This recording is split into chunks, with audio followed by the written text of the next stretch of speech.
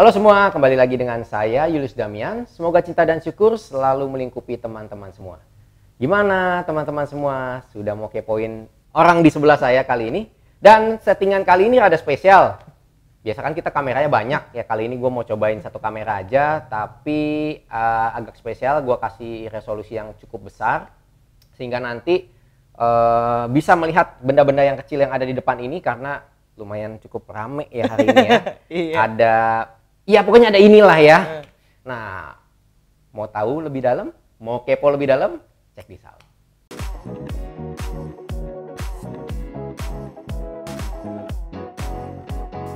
Oke, dan kali ini bersama dengan gua adalah Sora Tarot. Halo. Oke. Nah, ini spesial banget ya, karena Sora Tarot.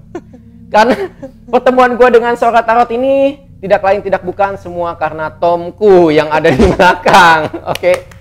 Jadi ya balik lagi, percaya nggak percaya, semua ini kayak udah diatur sama semesta ya. Jadi gua ketika bikin gua kepo pun itu sebenarnya tuh udah diatur sama semesta. Dan tiba-tiba gua ketemu narasumber ini juga kayaknya udah semesta udah mendukung banget gitu kan. Apalagi gua bisa ketemu lu dan kayaknya kita punya vibrasi pas gitu ya. Jadi bisa kayak ya langsung klop aja gitu ya, langsung klop aja, nggak ada vibrasi yang aneh-aneh gitu ya. So tanpa berlama-lama gue mau tanya nih, Sora Tarot itu siapa sih? Iya, Sora Tarot itu siapa? Jelas ya, dari namanya pasti berhubungan dengan tarot. Oh iya jelas ya. Okay. Jadi aku Sora, aku tarot reader, Lenormand reader, ya apapun pokoknya divinasi fortune teller lah ya, jualan tarot juga. Fortune teller itu peramal gak sih? Nah, itu kan banyak orang yang selalu fortune teller sama dengan peramal.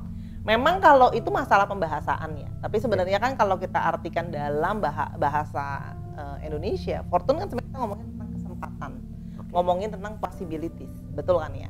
Chance gitu ya. Jadi fortune teller adalah menceritakan atau mengatakan kesempatan-kesempatan atau kemungkinan-kemungkinan sebenarnya. Itu murninya ya, karena segala sesuatu kan prediksi ya sebenarnya gitu. Jadi kalau mau dibilang ramalan menurut Anda ya boleh baca, lah ya. Boleh lah ya. Jadi balik lagi kayak konten gue sama Johannes Wang gitu, gue ada sempat ngobrol juga bahwa sebenarnya apa yang menjadi prediksi itu orang Indonesia tuh suka melabelkan meramal, sama kayak misalkan BMKG kan dia memprediksi doang, tapi BMKG lu nggak pernah ngomongin itu peramal kan? Iya, benar. Iya kan? Tapi kalau giliran orang lain yang memprediksi, lu jadi ngomong oh itu peramal gitu. Betul. Ya. Balik lagi ke teman-teman semua, mau nganggep peramal oke ya, mau nganggep fortune teller juga oke lah ya. Ya. Karena itu cuman istilah aja kali ya. Ya, lebih tepatnya itu memang istilah dan sebutan aja sih sebenarnya. Sebutan aja.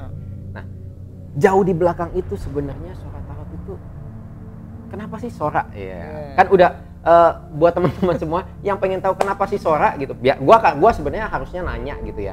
Tapi ada kalanya Anda nonton aja Weekend Bersama itu yang akan membahas kenapa Sora gitu ya. Jadi gua hanya spill pertanyaan aja. Lu mau tahu jawabannya, lu ke Weekend Bersama ya.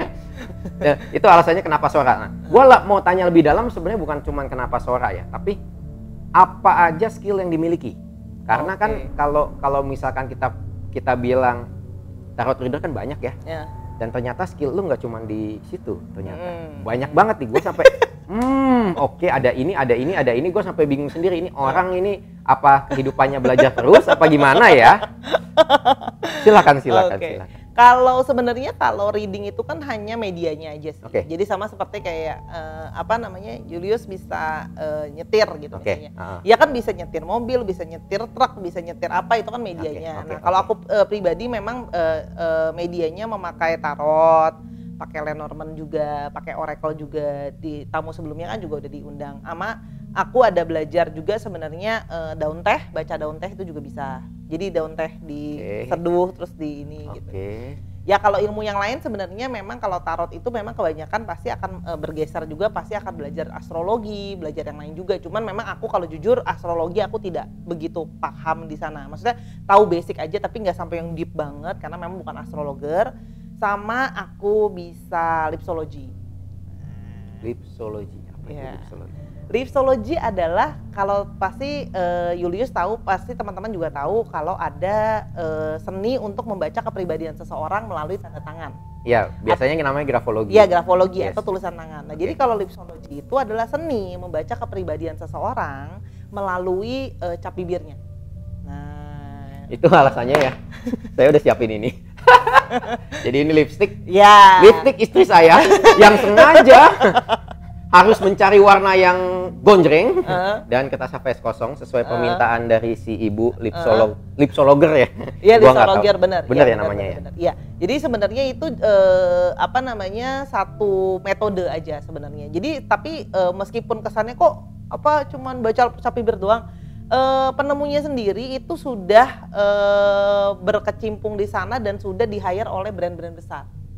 Jadi si lipsologi itu, karena memang sudah dicoba juga, aku juga udah ngetes ke banyak orang, memang dia tidak se-rich tarot dan sebagainya ya, tapi dia cukup untuk bisa menjelaskan situasi atau kepribadian orang itu. Lebih ke kepribadian ya? Karena kan kalau tarot itu lebih ke mungkin pertanyaan ya, maksudnya jawab pertanyaan kan. Sama biasa baca kondisi, kadang kelihatan juga secara garis besar ya, kondisi kesehatan ada yang kelihatan. Iya, gitu. Jadi kayak ada beberapa marks yang memang akan bisa nunjukin misalnya kayak orang ini ada masalah di bagian mana, itu bisa kelihatan juga sebenarnya gitu. Atau memang ada orang yang ada cap bibirnya itu spiritualis, itu ada yang memang kelihatan kan lagi di tempatnya Julius kan lagi ini nih naik daun higher being gitu kan, atau guardian atau apa, itu bisa kelihatan kalau di cap bibir ada yang punya guardian angels, itu bisa kelihatan marksnya ada di cap bibirnya. Gue merinding nih. karena ternyata ciri-ciri fisik bisa, karena sebenarnya istilahnya ya itu kan sesuatu yang di luar normalnya kita ya. Ya gue coba secara logika ya, karena kan memang gue nggak ngerti gitu-gitu ya. Kan harusnya itu kan sesuatu yang astral nih. Kok bisa sampai ke ciri di fisik itu? Gimana tuh kira-kira? Bukan astral sih sebenarnya. Jadi kalau kita melihat bahwa tubuh kita kan berkorelasi nih sama personality kita. Jadi kan memang sebenarnya itu bukan ilmu yang baru lagi. Kayak dalam divinasi Cina juga kan ada yang Tionghoa, ada yang misalnya membaca muka, bentuk mata, bentuk telinga. Itu kan mempengaruhi kita seperti apa. Nah, cap bibir itu juga adalah implementasi dari personality kita. Jadi seperti kayak garis tangan, cuma bedanya dari cap bibir. Nah, kenapa? Tapi maksud gue sampai bisa tahu ada guardian angel, sampai tahu bisa ada ada marksnya, tapi marks tandanya ada, tapi aku tidak bisa menyebutkan kayak ini pendampingnya apa. Tapi biasanya kalau saat itu sedang kedetek atau dia secara spiritualismenya tinggi, itu ada marksnya, kelihatan bahwa ini dekat dengan spiritual atau dekat dengan, ada marks yang menunjukkan dia dekat nih sama alam semesta. Jadi dia memang koneksi sama Mother Earth yang gede, itu ada marksnya gitu. Tanda-tanda di pola cap bibir itu akan kelihatan, atau dia terkoneksi sama semesta akan kelihatan. Ini marksnya garis yang menandakan bahwa dia punya koneksi dengan alam semesta. Wow. Gitu. Ya, jadi memang menarik gitu. Dan kayaknya ini pertama kali gue dengar kata lipsologi sih. Iya. Jadi ya umur kita nggak beda jauh lah ya, tapi seumur gua hidup ini gua baru pertama kali mendengar kata lipsologi itu ya baru kemarin sih, waktu gua ngobrol sama lu kan soal cap bibir dan lipsologi ini gitu kan. Karena ini unik banget gitu. Iya, karena memang bukan sesuatu yang umum ya. Jadi memang lebih cenderung umum untuk di bule, dan ini bukan sesuatu yang lama banget. Jadi lu belajarnya belajar otodidak. Wow. Gitu. Belajar otodidak karena waktu itu memang ada request untuk reading dari salah satu brand lipstick gitu. Jadi waktu itu ada satu brand lipstick, dia mau bikin acara, dia bilang, "Mbak, bisa lipsologi nggak?" gitu kan. Terus aku yang intuitif aja gitu, bisa gitu. Terus ya udah jalan sambil belajar. Jadi karena basically intuitif kali ya. Jadi mungkin ketika lu mau belajar apa tuh kayak tinggal ngedownload kali ya. Ya belajar secara teori juga lah. Jadi kita jangan sampai, kita harus tetap keep grounding. Maksudnya intuisinya dapat, download juga. Tapi lebih kepada tetap ada guidance-nya. Jadi tetap ada belajar teorinya. Teman-teman bisa juga ada modulnya, ada bukunya. Jadi secara intuitifnya dapat, tapi secara teoritisnya istilahnya latar belakang logisnya ada ya.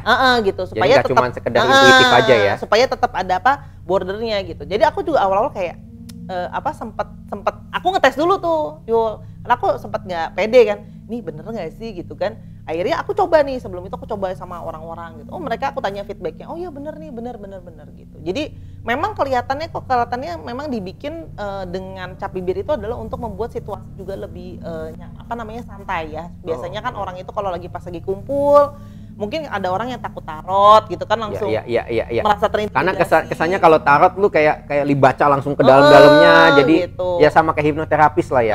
Lu begitu mau di hipno udah gue nggak mau dihipno deh, gue takut ketahuan ini itu karena mungkin di masyarakat dan di secara umum pandangannya adalah ketika dibacain itu aibnya dikeluarin semua gitu ya. Jadi kalau lipsologi atau baca teh tadi, tasiografi kan lebih ringan ya. Tasiografi namanya, untuk membaca pola daun teh.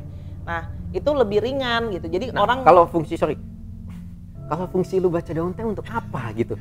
Kalau daun teh kan hubungannya ke daun teh gitu, bukan hubungan ke orang atau gimana?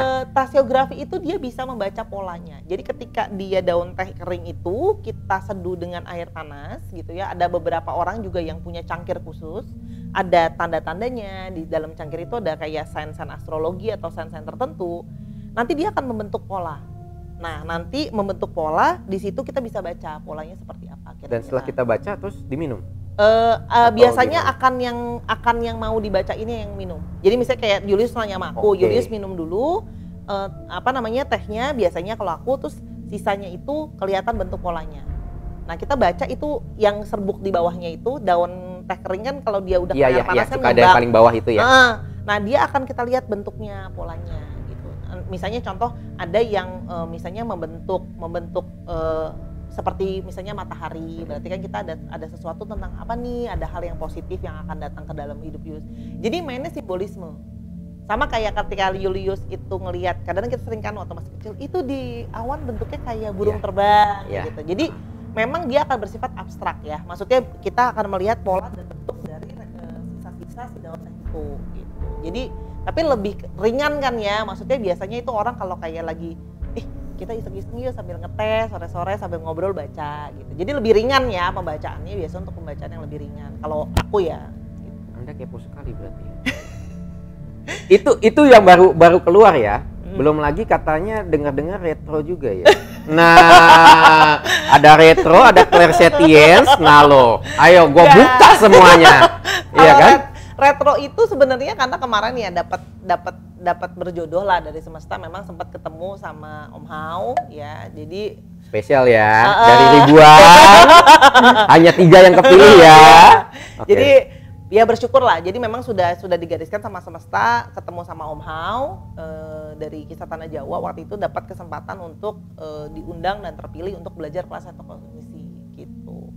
Jadi ya bersyukur, jadi memang maksudnya aku bisa bilang aku bukan pakarnya, tapi ya diajarin, dia diarahkan ya, masih ngembangin sih, aku bukan strong banget gitu. Jadi aku tuh naturalis karena memang lagi pas dapet ya dapet gitu. Gua merinding nih karena kayaknya masih entah kenapa di dalam hati gua tuh kayak ini orang masih punya ilmu lagi yang lain tapi dia nggak mau keluarin, entah karena dia lagi baru belajar, entah karena dia gua mau simpan aja apa gimana. Ada nih, nggak tahu di hati gua ada ngomong gitu, antara 2 atau 3 skill lagi nih yang lu punya yang lu belum mau ngomong gitu. Karena aku merasa bahwa kalau kita udah ngomongin skill itu kan berarti kita harus mahir. Benar dong ya. Okay. Kalau aku masih mengembangin lah, karena aku memang sebenarnya aku baru menetas dari Kinder Joy, jadi aku sangat menetas dari Kinder Joy udah kayak gini ya. Gimana kalau udah, karena aku jujur dibanding teman-teman reader lain banyak yang jauh lebih senior ya. Maksudnya dari zaman aku udah pakai rok SMA, mereka udah main. Jadi sebenarnya kan aku itu sangat masih muda lah umurnya dibanding teman-teman reader lain gitu. Jadi aku tetap berusaha untuk kayak memposisikan diri aku adalah harus masih banyak belajar gitu. Emang waktu mulai nge-reading ini dari tahun berapa sih kalau boleh tahu? Tahun 2006 2007. 2016 2017 baru kan ya? Oke. Gitu. Ya. Nah, buat yang pengen tahu sejarahnya Sora Tarot ini bisa menarotkan, bisa berjodoh dengan tarot, jangan lupa weekend bersama Tomku ya. Orangnya lagi nguap tuh, lagi ngantuk di belakang. Nah, apa yang membuat lu akhirnya oke nih, gue berani untuk menjadikan ini sebagai bisnis profesional lu? Sebenarnya awalnya adalah berasal dari alam semesta aja sih ngarahnya. Sama karena memang waktu itu aku punya pekerjaan lain dan saat itu kondisi memang aku jadi salah satu tulang punggung keluarga, ya kan. Mamaku sakit kanker gitu ya, sakit kanker, dan aku berpikir pada saat itu gimana caranya aku harus uang tambahan nih gitu loh maksudnya, dan instead aku minta-minta gitu kan istilahnya gitu. Jadi awalnya itu sebenarnya cuma iseng karena aku sempat aku kan di weekend bersama Tomku aku udah ceritain hidupku sebelum itu gimana. Aku pokoknya intinya aku sempat dalam periode aku nggak punya kerjaan. Nah aku kerjanya kan tiap hari bengong. Jadi berfaedah. Jadi kata temanku gini, udah baca tarot aja katanya gitu kan. Jadi awal itu dibaca beneran kayak dukun. Julius, awalnya itu dibaca. Karena intuitif banget ya. Terus udah gitu awalnya itu beneran dibayarnya pakai kopi, beneran serius. Jadi kan tapi kopinya bukan kopi hitam kan ya, kopi Starbucks gitu kan ya? Enggak, jadi kan iya. Gua rada ngeri juga kalau kopi hitam dikasih rokok.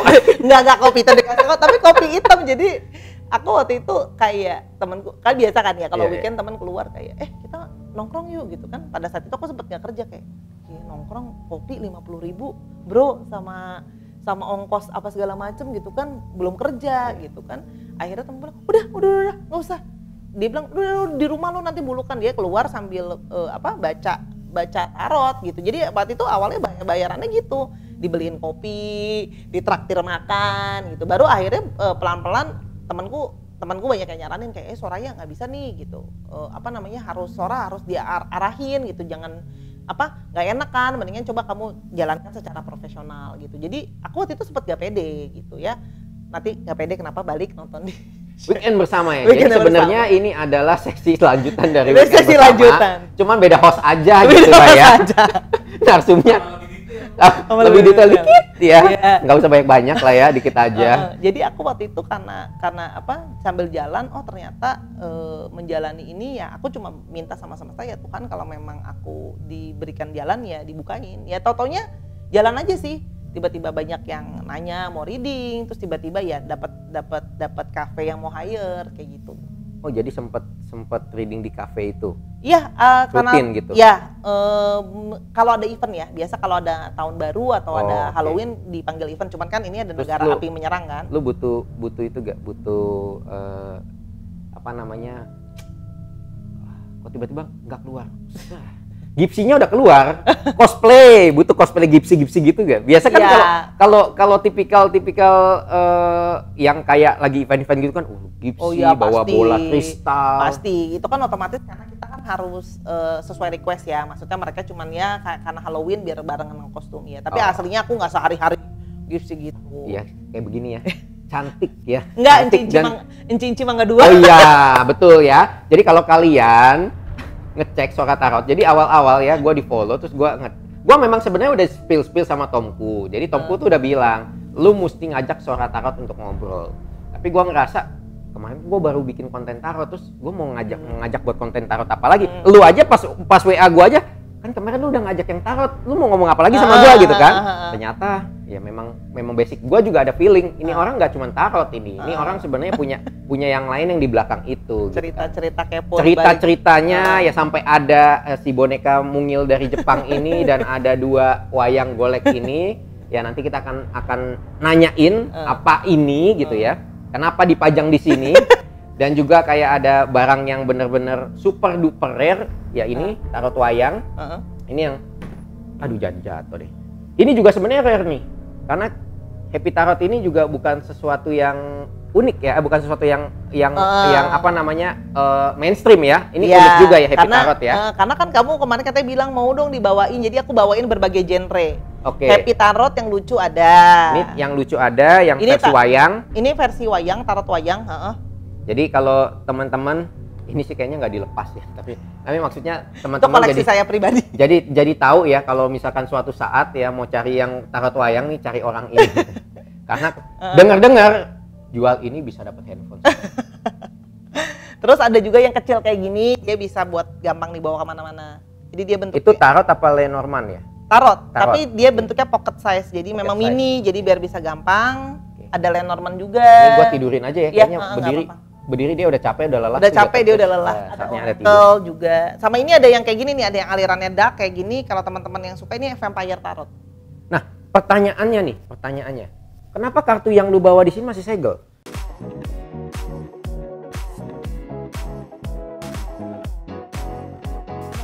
Total kartu yang biasa lu pakai, yang benar-benar lu pakai ya, yang paling sering lu pakai lah berapa kartu, berapa set? Okay. Karena otomatis memang itu gift ya, gitu. Kalau menurut aku, jadi perpaduan. Nah, ini mungkin frequently asked question ya, frequently asked question. Pernah gak sih lu ditanyain si A sama si B lebih bagusan mana sih readingnya? Nah, ini kan yang mau coba ya di reading gitu ya. Berarti mau tidak mau, satu udah jelas kalau menurut gua ngikutin intuisi ya. Yang kedua nggak ada salahnya juga untuk ngepoin dulu siapa yang bakal nge-reading lu ya. Betul, supaya tahu tingkat kebijaksanaannya dia, tingkat kapabilitasnya ya salah satunya. Sama biasa tahu kan track record history dia seperti apa. Oke. Gitu.